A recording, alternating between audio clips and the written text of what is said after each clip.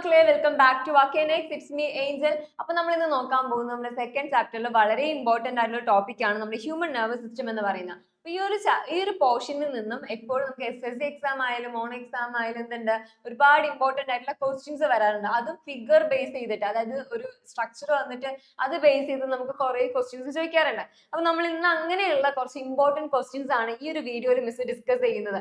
അതുകൊണ്ട് തന്നെ എന്ത് ചെയ്യുക മക്കൾ, ആരും ഈ ഒരു വീഡിയോ സ്കിപ്പ് ചെയ്യാണ്ട് മുഴുവനായിട്ട് കാണുക. നമുക്ക് ഫസ്റ്റ് ക്വസ്റ്റ്യൻ എന്താണെന്ന് നോക്കാം. ഫസ്റ്റ് ക്വസ്റ്റ്യൻ എന്താണ്?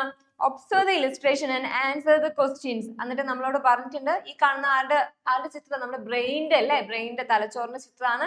ഇത് നമ്മളോട് തിരിച്ച് നമ്മുടെ ബുക്കിൽ അത് റീഡ്രോ ചെയ്യേണ്ട ആവശ്യമില്ല എന്ന് പറഞ്ഞിട്ടുണ്ട്. നമ്മുടെ ഫസ്റ്റ് ക്വസ്റ്റ്യൻ എന്താന്ന് നോക്കാം. If there is any mistake in labeling, correct it and write it down. അതായത് ഈ കാണുന്ന ചിത്രത്തിൽ കുറെ ലേബിൾ ചെയ്തിട്ടുണ്ട്, ഭാഗങ്ങളൊക്കെ അല്ലെ, ബ്രെയിനിന്റെ പാർട്സ് ഒക്കെ ലേബിൾ ചെയ്തിട്ടുണ്ട്. ഇതിൽ എന്തെങ്കിലും തെറ്റുണ്ടെന്നുണ്ടെങ്കിൽ അത് നമ്മളോട് തിരുത്തി എഴുതാനാണ് പറഞ്ഞിരിക്കുന്നത് അല്ലെ. നമുക്ക് ആദ്യത്തെ 1 എന്ന് എഴുതിയേക്കുന്ന ഭാഗം സെറിബ്രം ആണെന്നാണ് പറയുന്നത്. ഈ കാണുന്നത് നമ്മുടെ സെറിബ്രം അല്ലേ? ആണോ? ആണ്. അപ്പൊ അതെന്താണ്? കറക്റ്റ് ആണ്. അടുത്തത് എന്താണ്? രണ്ടാമത് നമ്മൾ ഈ പറയുന്ന ഈ കാണുന്ന ഭാഗം നമ്മുടെ മിഡ് ബ്രെയിൻ ആണെന്നാണ് പറയുന്നത്. അത് മിഡ് ബ്രെയിൻ ആണോ? അത് മിഡ് ബ്രെയിൻ ആണ്, അതും കറക്റ്റ് ആണ്. അടുത്തത് മൂന്നാമത് പറയുന്നത് ഈ കാണുന്ന ഭാഗം തലാമസ് ആണെന്നാണ്. അത് തലാമസ് ആണോ? നമ്മുടെ തലാമസ് എവിടെയാണെന്ന് നമ്മൾ പഠിച്ചത്? ഈ ഭാഗത്താണ് നമ്മുടെ തലാമസ് വരുന്നത് അല്ലെ. ഇതെന്താണ്? ഇത് തെറ്റാണ്. അത് തലാമസ് അല്ല, അതിന് പകരം അത് ഏതാണ്? നമ്മുടെ പോൺസ് എന്ന് പറയുന്ന നമ്മുടെ ബ്രെയിനിലുള്ള പാർട്ടാണ് എന്ത്, ഈ കാണുന്ന മൂന്നാമത്തെ ഭാഗമായിട്ട് അവർ മാർക്ക് ചെയ്തിരിക്കുന്നത്. അപ്പൊ അത് തെറ്റാണ്. ശരിയായത് പോൺസ് ആണ്. അപ്പൊ അത് നിങ്ങൾ എന്ത് ചെയ്യുക, 3 എന്നുള്ളത് എഴുതിയിട്ട് പോൺസ് എന്ന് എഴുതാം. അപ്പൊ നിങ്ങൾക്ക് അത് എഴുതി. ഇനി അടുത്തത് ഇത് നോക്കാം. ഇവര് പറയുന്നു ഇത് നമ്മുടെ മെഡുല ഒബ്ലാങ്കേറ്റ ആണ്. ഇത് മെഡുല ഒബ്ലാങ്കേറ്റ ആണോ? അല്ല. ഇത് ഏതാണ്? നമ്മുടെ സെറിബെല്ലം ആണ്. അപ്പൊ ഇതും, അതായത് 3ഉം 4ഉം ആണ് അവിടെ തെറ്റായിട്ട് മാർക്ക് ചെയ്തിരുന്നത്. അപ്പൊ ആ തെറ്റായി മാർക്ക് ചെയ്ത് എന്ത് ചെയ്യുക, നിങ്ങൾ എടുത്ത് എഴുതുക. അപ്പൊ ആ ഒരു ഫസ്റ്റ് ക്വസ്റ്റ്യൻ നമ്മൾ ആൻസർ ചെയ്തു. അടുത്ത നമുക്ക് എന്താ ചോദിച്ചിരിക്കുന്നത്? Write the function of the corrected parts. അതായത് നമ്മളിപ്പോ തിരുത്തി എഴുതിയ ഈ ഭാഗങ്ങൾ 3ഉം 4ഉം ഭാഗങ്ങളുടെ ഫങ്ഷൻസ് അല്ലെങ്കിൽ ധർമ്മം എഴുതാനാണ് പറഞ്ഞിരിക്കുന്നത്. അപ്പോ പോൺസിന്റെ ഫംഗ്ഷൻ എന്താണ്? അതെന്ത് ചെയ്യുന്നുണ്ട്? Coordinate the muscular activities of eye and face. അതായത് നമ്മുടെ കണ്ണിന്റെയും മുഖത്തൊക്കെ ഉള്ള മസിൽസ് അല്ലെ, പേശികളുടെ ഒക്കെ ആക്ടിവിറ്റീസ് ഒക്കെ കോർഡിനേറ്റ് ചെയ്യുന്നത് ആരാണ്? പോൺസ് ആണ്. നമ്മൾ ചിരിക്കാനും ഒക്കെ ചിരിക്കുമ്പോൾ നമ്മുടെ കവൾ എന്ത് ചെയ്യും? ചില അപ്പൊ അങ്ങനെ നമ്മുടെ മുഖത്തുള്ള എക്സ്പ്രഷൻസിന് അല്ലെങ്കിൽ നമുക്ക് ഉണ്ടാകുന്ന ഇമോഷൻസ് നമ്മൾ മുഖത്ത് കാണിക്കുന്നില്ല. അപ്പൊ അതിന്റെയൊക്കെ എക്സ്പ്രഷൻസ് അല്ലെങ്കിൽ പേശികളിൽ വരുന്ന പേശികളുടെ ഒക്കെ കോർഡിനേഷൻ, മസ്കുലർ ആക്ടിവിറ്റീസിന്റെ ഒക്കെ കോർഡിനേഷൻ ആരാണ് ചെയ്യുന്നത്? പോൺസ് ആണ്. അതുപോലെ തന്നെ നമ്മുടെ വെന്റിലേഷൻ റേറ്റ് എന്ത് ചെയ്യുന്നുണ്ട്? റെഗുലേറ്റ് ചെയ്യുന്നുണ്ട്. അപ്പൊ ഇതിൽ ഏതെങ്കിലും, ഈ രണ്ടെണ്ണത്തിൽ ഏതെങ്കിലും ഒരു ഫംഗ്ഷൻ എക്സാമിന് എഴുതേണ്ടതാണ് ഇങ്ങനെ ചോദിച്ചു കഴിഞ്ഞാൽ. അതുപോലെ തന്നെ സെറിബെല്ലം എന്താ ചെയ്യുന്നത്? Help to maintain equilibrium of the body. അതായത് നമ്മുടെ ബോഡിയുടെ ഇക്വിലിബ്രിയം മെയിൻറ്റെയിൻ ചെയ്യാൻ വേണ്ടി ഹെൽപ്പ് ചെയ്യുന്നുണ്ട്. എങ്ങനെയാണ് ഹെൽപ്പ് ചെയ്യുന്നത്? നമ്മുടെ ബോഡിയിലുള്ള മസ്കുലർ ആക്ടിവിറ്റീസിനെയൊക്കെ കോർഡിനേറ്റ് ചെയ്തുകൊണ്ട് നമ്മുടെ ബോഡിയുടെ ഇക്വിലിബ്രിയത്തിനെ മെയിൻറ്റെയിൻ ചെയ്യാൻ വേണ്ടിയിട്ട് ഹെൽപ്പ് ചെയ്യുന്നു. അതാണ് നമ്മുടെ സെറിബെല്ലത്തിന്റെ ഫംഗ്ഷൻ എന്ന് പറയുന്നത്. അപ്പൊ നമ്മുടെ ബി ക്വസ്റ്റ്യൻ നമ്മൾ സോൾവ് ചെയ്തു. സി ക്വസ്റ്റ്യൻ എന്താണ്? How is the brain protected? എങ്ങനെയാണ് നമ്മുടെ ബ്രെയിനെ പ്രൊട്ടക്ട് ചെയ്തിരിക്കുന്നത്? എങ്ങനെയാണ് പ്രൊട്ടക്ട് ചെയ്തിരിക്കുന്നത്? നമ്മൾ പഠിച്ചതാണ്. ആദ്യം നമ്മുടെ ബ്രെയിനിൽ എന്താണ്, ഒരു സ്കള്ളുണ്ട്. സ്കള്ളിന്റെ അവിടെ കഴിഞ്ഞിട്ട് എന്ത് വരുന്നുണ്ട്? മെനിഞ്ചസ് ഉണ്ട്. അത് കഴിഞ്ഞ് സെറിബ്രോ സ്പൈനൽ ഫ്ലൂയിഡ് ഉണ്ട് അല്ലെ. ഈ 3 ആളുകൾ ചേർന്നിട്ടാണ് നമ്മുടെ ബ്രെയിനെ പ്രൊട്ടക്ട് ചെയ്തിരിക്കുന്നത്, നമ്മുടെ തലച്ചോറിനെ പ്രൊട്ടക്ട് ചെയ്ത് വെച്ചിരിക്കുന്നത്. അപ്പൊ ഇതാണ് നമ്മുടെ ഫസ്റ്റ് ക്വസ്റ്റ്യൻ എന്ന് പറയുന്നത്. നമുക്ക് നെക്സ്റ്റ് ക്വസ്റ്റ്യനിലോട്ട് പോവാം. അടുത്ത ക്വസ്റ്റ്യൻ എന്താണ്?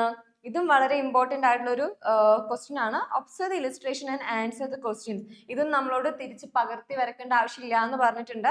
ആദ്യത്തെ ക്വസ്റ്റ്യൻ ചോദിച്ചിരിക്കുന്നത്, name the parts A and B.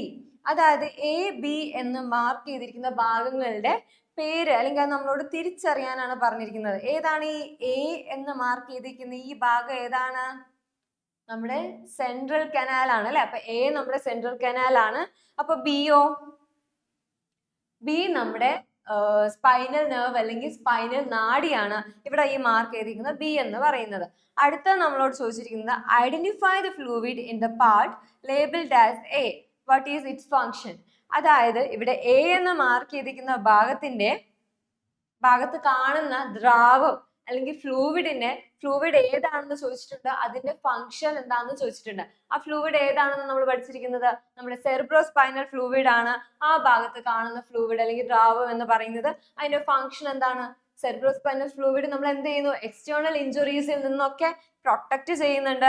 അതുപോലെ തന്നെ അവിടെ നമ്മുടെ സ്പൈനൽ കോഡ് എന്ത് ചെയ്യുന്നു, പ്രഷർ റെഗുലേറ്റ് ചെയ്യാൻ വേണ്ടി ഹെൽപ്പ് ചെയ്യുന്നു. അതുപോലെ അവിടെ വരുന്ന വേസ്റ്റുകളെ എലിമിനേറ്റ് ചെയ്യുന്നുണ്ട്. അതുപോലെ അവിടെയുള്ള നമ്മുടെ സ്പൈനൽ കോഡിലുള്ള ടിഷ്യൂസിനൊക്കെ ആവശ്യമായിട്ടുള്ള നറിഷ്മെന്റ്സും ഓക്സിജനൊക്കെ എത്തിച്ചു കൊടുക്കുന്നുണ്ട്. ഇതാണ് നമ്മുടെ സെറിബ്രോസ്പൈനൽ ഫ്ലൂയിഡിന്റെ ഫംഗ്ഷൻ അല്ലെങ്കിൽ ധർമ്മം എന്ന് പറയുന്നത്. അപ്പൊ ഇതിലെ ഏതെങ്കിലും രണ്ടെണ്ണമെങ്കിലും എന്ത് ചെയ്യുക, നിങ്ങൾ പഠിച്ചു വെക്കുക കേട്ടോ. അപ്പൊ അടുത്ത് നമുക്ക് ചോദിച്ച സി ക്വസ്റ്റ്യൻ എന്താന്ന് നോക്കാം. How is part B formed and what is it's function? അതായത് ബി എങ്ങനെയാണ്, ഈ പറയുന്ന പാർട്ട് ബി എങ്ങനെയാണ് ഉണ്ടായിരിക്കുന്നത്, അതുപോലെ തന്നെ അതിന്റെ ധർമ്മം എന്താണെന്നാണ് ചോദിച്ചിരിക്കുന്നത്. അതിന്റെ ധർമ്മം എന്താണ്? നമ്മുടെ ബി എന്ന് പറഞ്ഞ പാർട്ട് ഏതാണെന്ന് നമ്മൾ പറഞ്ഞേ, നമ്മുടെ സ്പൈനൽ നെർവ് അല്ലെങ്കിൽ സ്പൈനൽ നാഡിയാണെന്ന് പറഞ്ഞു അല്ലെ. അപ്പൊ ആ സ്പൈനൽ നാഡി എങ്ങനെയാണ് ഉണ്ടായിരിക്കുന്നത്? നമ്മുടെ ഡോർസൽ റൂട്ടും അതുപോലെ തന്നെ വെൻട്രൽ റൂട്ടും കൂടി ചേർന്നതാണ് ആര്, നമ്മുടെ സ്പൈനൽ നാഡി അല്ലെങ്കിൽ സ്പൈനൽ നെർവ് എന്ന് പറയുന്നത്. അപ്പൊ സ്പൈനൽ നെർവ് എന്ത് ചെയ്യും, നമ്മുടെ ബോഡി പാർട്സിൽ നിന്നുള്ള മെസ്സേജുകളെ എന്ത് ചെയ്യുന്നു, നമ്മുടെ സ്പൈനൽ കോഡിലോട്ട് എത്തിക്കുന്നു. സ്പൈനൽ കോഡിൽ നിന്നും അതിനനുസരിച്ചുള്ള ഇൻസ്ട്രക്ഷൻസ് അല്ലെങ്കിൽ മെസ്സേജുകൾ എന്ത് ചെയ്യുന്നു, തിരിച്ച് നമ്മുടെ ബോഡി പാർട്സിലോട്ട് എത്തിക്കുന്നു. ഇതാണ് നമ്മുടെ ഈ പറയുന്ന സ്പൈനൽ നെർവിന്റെ ഫംഗ്ഷൻ എന്ന് പറയുന്നത്. അപ്പൊ അത്രയുമാണ് ആ ഒരു ക്വസ്റ്റ്യനിൽ നമ്മളോട് ചോദിച്ചിട്ടുള്ളത്. നമുക്ക് അടുത്ത ക്വസ്റ്റ്യനിലോട്ട് പോവാം. ഓക്കെ, അടുത്ത ക്വസ്റ്റ്യൻ നമ്മളോട് പറയുന്നത് ഈ ന്യൂറോണിനെ പറ്റിയിട്ട് അല്ലെ. ന്യൂറോണിന്റെ ഈ പറയുന്ന redraw the diagram and answer the question. ഈ കാണുന്ന ന്യൂറോണെ നമ്മളോട് റീഡ്രോ ചെയ്യാൻ പറഞ്ഞിട്ടുണ്ട്. ഇത് നമ്മൾ റീഡ്രോ ചെയ്തിട്ട് നമ്മളോട് ആദ്യം ചോദിച്ചിരിക്കുന്നത് എന്താണ്, name the parts labelled as P and Q. അതായത് പിയും ക്യൂ എന്ന ഭാഗങ്ങളുടെ പേരെഴുതി അടയാളപ്പെടുത്തുക. അതായത് ഈ പി ഏതാണ്, അപ്പോൾ നമ്മളോട് പിയും ക്യൂ എന്താണെന്നുള്ളത് വരച്ച് നമ്മൾ ഈ പറയുന്ന സ്ട്രക്ചർ വരച്ചിട്ട് ഈ പറയുന്ന പിനെയും ക്യൂവിനെയും നമ്മൾ എന്ത് ചെയ്യണം, ലേബിൾ ചെയ്തിട്ട് അതിന്റെ ആൻസർ എഴുതാനാണ് പറഞ്ഞിരുന്നത്. ആ ഭാഗങ്ങൾ ഏതാണെന്നുള്ളതാണ് ചോദിച്ചിരിക്കുന്നത്. പി ഏതാണ് മക്കളെ? പി ആണ് നമ്മുടെ ഡെൻഡ്രോൺ അല്ലെ. ഡെൻഡ്രൈറ്റ്സ് കഴിഞ്ഞ് വരുന്ന ഭാഗമാണ് ഈ കാണുന്നത്, നമ്മുടെ ഡെൻഡ്രോൺ ആണ്. അപ്പൊ ക്യൂവോ, ക്യൂ നമ്മുടെ ആക്സോണേറ്റ് ആണ്. അപ്പൊ ഇതാണ് പിയും ക്യൂവും. അടുത്ത നമ്മളോട് എന്താ ചോദിച്ചിരിക്കുന്നത്, write any one function of the part labelled as R.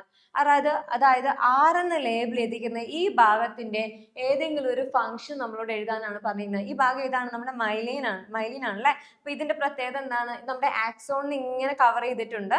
ഇതിന്റെ പ്രത്യേകത എന്താണ്, ഇതിന്റെ ഫംഗ്ഷൻ എന്താണ്, നമ്മുടെ മെസ്സേജുകളുടെ, അതായത് speed of transmission of message by acting as an illustrator. ഒരു ഇലിസ്ട്രേറ്റർ ആയിട്ട് ആക്ട് ചെയ്തുകൊണ്ട് അവിടെ മെസ്സേജുകൾ, ന്യൂറോണിലൂടെ കടന്നു പോകുന്ന മെസ്സേജുകളുടെ സ്പീഡ് അല്ലെങ്കിൽ വേഗത കൂട്ടുന്നു. അതുപോലെ തന്നെ അതെന്ത് ചെയ്യുന്നുണ്ട്, നമ്മുടെ ന്യൂറോണിന് ആവശ്യമായിട്ടുള്ള പ്രൊവൈഡ് ചെയ്യുന്നു, ന്യൂട്രിയൻസ് അല്ലെങ്കിൽ പോഷകങ്ങൾ പ്രൊവൈഡ് ചെയ്യുന്നുണ്ട്. അതുപോലെ തന്നെ നമ്മുടെ ആക്സോണെ എക്സ്റ്റേണൽ ഇഞ്ചുറീസിൽ നിന്നും പ്രൊട്ടക്ട് ചെയ്യുന്നുണ്ട്. അപ്പൊ എന്ത് ചെയ്യുക, ഇതിൽ നിന്നും ഏതെങ്കിലും രണ്ട് ഫങ്ഷൻസ് നമ്മൾ എന്ത് ചെയ്യുക, പഠിച്ചു വെക്കാം. അപ്പൊ നമുക്ക് അടുത്ത ക്വസ്റ്റ്യൻ നോക്കാം. അടുത്ത ക്വസ്റ്റ്യൻ എന്താണ് പറയുന്നത്, redraw the diagram and answer the questions according to the instructions. അതായത് ഈ തന്നിരിക്കുന്ന ബ്രെയിനിന്റെ ചിത്രം നമ്മളോട് ആൻസർ ഷീറ്റിൽ പകർത്തി വരച്ചിട്ട് ഈ ക്വസ്റ്റ്യൻസിനൊക്കെ ആൻസർ ചെയ്യാനാണ് പറഞ്ഞിരിക്കുന്നത്. ഫസ്റ്റ് ക്വസ്റ്റ്യൻ എന്താണെന്ന് നോക്കാം. Label the part acting as an endocrine gland and state it's function. അതായത് ഈ കാണുന്ന ബ്രെയിനിന്റെ പാർട്സിൽ ഏത് ഭാഗമാണ് നമ്മുടെ എൻഡോക്രൈൻ ഗ്ലാൻഡ് ആയിട്ട് പ്രവർത്തിക്കുന്നതെന്നാണ് ചോദിച്ചിരിക്കുന്നത് അല്ലെ. എൻഡോക്രൈൻ ഗ്ലാൻഡ് ആയിട്ട് നമ്മുടെ ബ്രെയിനിൽ പ്രവർത്തിക്കുന്ന ഭാഗം അല്ലെങ്കിൽ പാർട്ട് ഏതാണ്, നമ്മുടെ ഹൈപ്പോ തലാമസ് ആണ് അല്ലെ.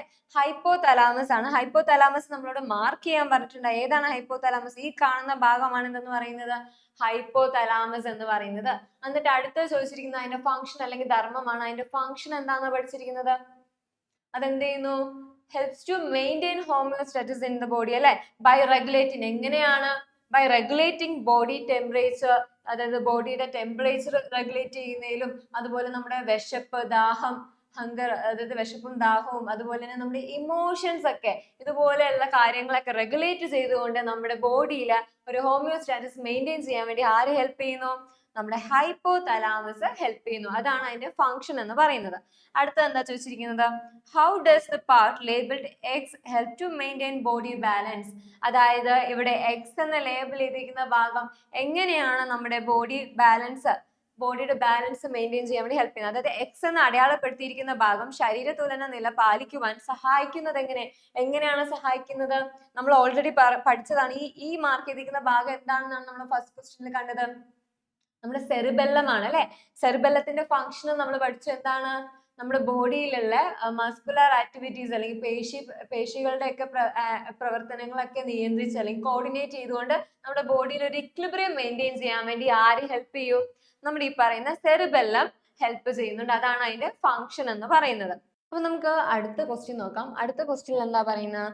The electric charge on each side of the plasma membrane of A nerve cell is illustration below and analyse it and answer the question. അല്ലെ, ഇവിടെ തന്നിട്ടുണ്ട് എന്ത്?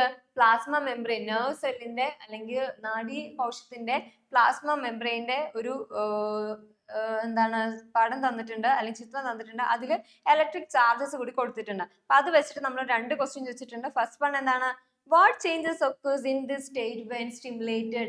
അതായത് ഇവിടെ ഒരു സ്റ്റിമുലേറ്റ്, ഈ ഒരു ഇവിടെ നമുക്കൊരു സ്റ്റിമുലേറ്റ്, അതായത് ഇപ്പൊ ഓക്കെ, ഈ കാണുന്ന ഭാഗത്തോട്ട് ഒരു സ്റ്റിമുലേ വരുവാണ്.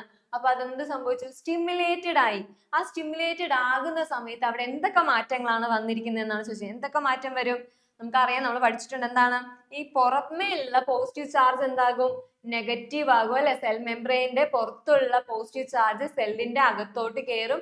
അപ്പോൾ അകത്ത് പോസിറ്റീവ് ചാർജും പുറത്ത് നെഗറ്റീവ് ചാർജും ആകും. ഇവിടെ എന്താകും? നെഗറ്റീവ് ചാർജും ഇവിടെ പോസിറ്റീവ് ചാർജും ആകും. അപ്പൊ അതാണ് അവിടെ സംഭവിക്കുന്ന മാറ്റം എന്ന് പറയുന്നത്. അതായത് when stimulated, positive ions from outside the cell membrane enter the cell. As a result, a temporary charge variation in that region occurs and it transmitted as an impulse.